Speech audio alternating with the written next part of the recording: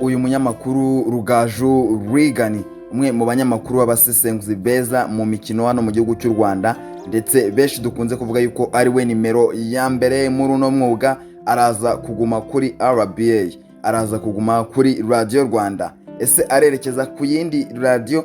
Nk'uko we yivugiye mu magambo ye, wumva yuko ari ibintu natwe tutamenya niba araguma ahari cyangwa arerekeza ku yindi radio. Nk'uko ngiye kubikunyuriramo byose, ubundi turebere hamwe, nawe utubwire uko ubyumva, utubwire amakuru ufite weho nayahe, ukurikije tuguhaye ibintu urabibona ute?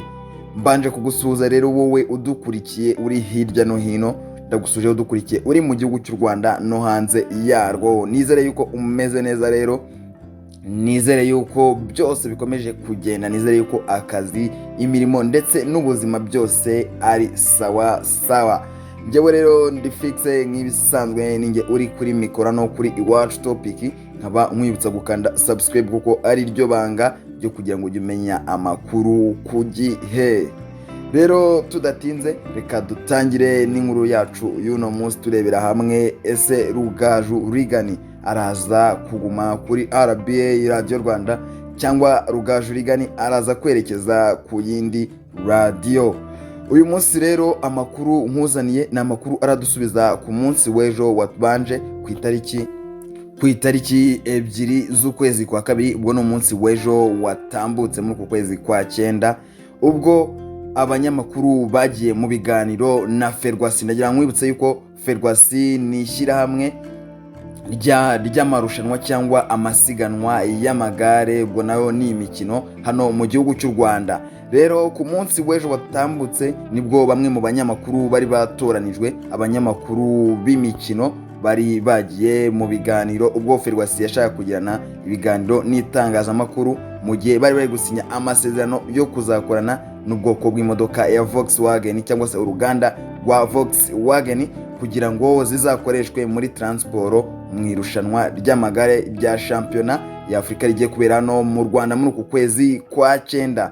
Rero ubwo bari muri ibi biganiro bari batumiye abanyamakuru batandukanye, bari batumiye abanyamakuru nka Regan Rugaju, batumira abanyamakuru nka Rugangura Axel, Faustinho Simbigarukaho, Imfura Jarike, batumira abanyamakuru David Bayingana, batumira abanyamakuru bari bagiye batandukanye, abanyamakuru ingeri zose, Bangabo Robeni. Wumva yuko batumiye abanyamakuru beza mu ruhando rw'imikino ni wacu mu gihugu cy'u Rwanda, kugira ngo nabo babe bahari. Aho twagiye tubona abanyamakuru nka David Bayingana na Imfura Jarike batangiye kugerageza izi modoka za Volkswagen zizifashishwa muri transport mu irushanwa rya shampiyona y'amagare rizatangira kwa 21 muri kuno kwezi, ubwo bizabibera i Kigali, aho bamaze gutangaza yuko n'ibikorwa byo kurangura n'ibindi bikorwa ibyo ari byo byose bijyanye n'ubucuruzi, gutwara amakamyo, ibintu nk'ibyo byose ari ibikorwa bizajya bikorwa mu ijoro, kuko ku manywa hazaba hariho imikino. Bamaze gutangaza mu gihe cyatambutse yuko amashuri azaba afunze, bamaze gutangaza by'umwihariko ibikorwa bizajya bikorera muri Kigali yuko bizaba bisa ntibigendaho gake cyangwa byinshi bigakorwa mu masaha ya nijoro, kuko ku manywa hazajya haba hari amarushanwa mpuzamahanga azaba yakiriwe hano mu gihugu cy'u Rwanda.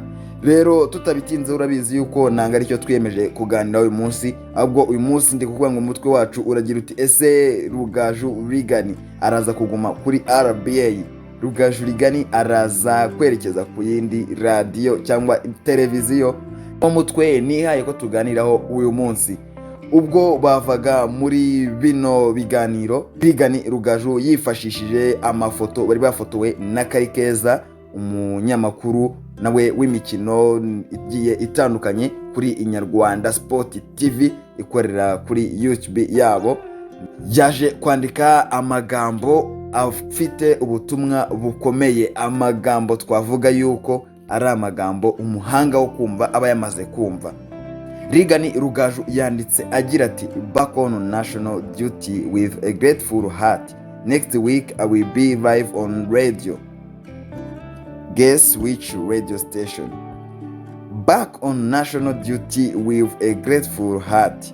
Next week I will be live on. Ashyiraho utudomo twinshi cyane, ashyiraho radio, agastika kasetse karira, ndetse n'umuntu uri kwiruka. Ubundi arafunga na bracket arandika guess which radio station.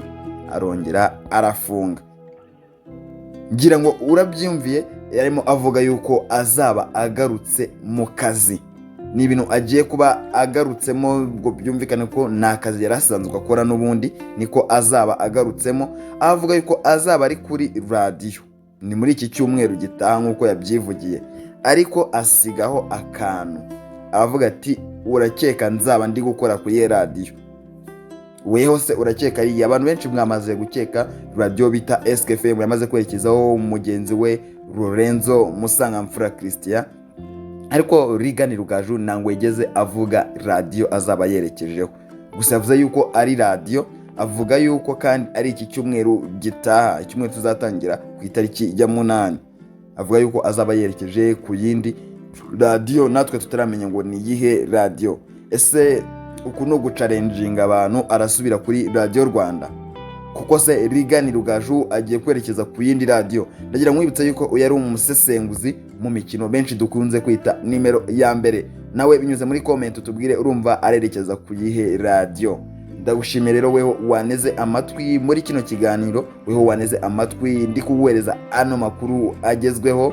Njyewe twabanye ni Fixe n'undi nk'ibisanzwe. Iyi ni Iwacu Topic. Nkwibukije kujya ukanda subscribe mu gihe ugeze kuri no muyoboro bwa mbere, kujya ufungura akazogera kugira ngo ujye umenyera amakuru ku gihe.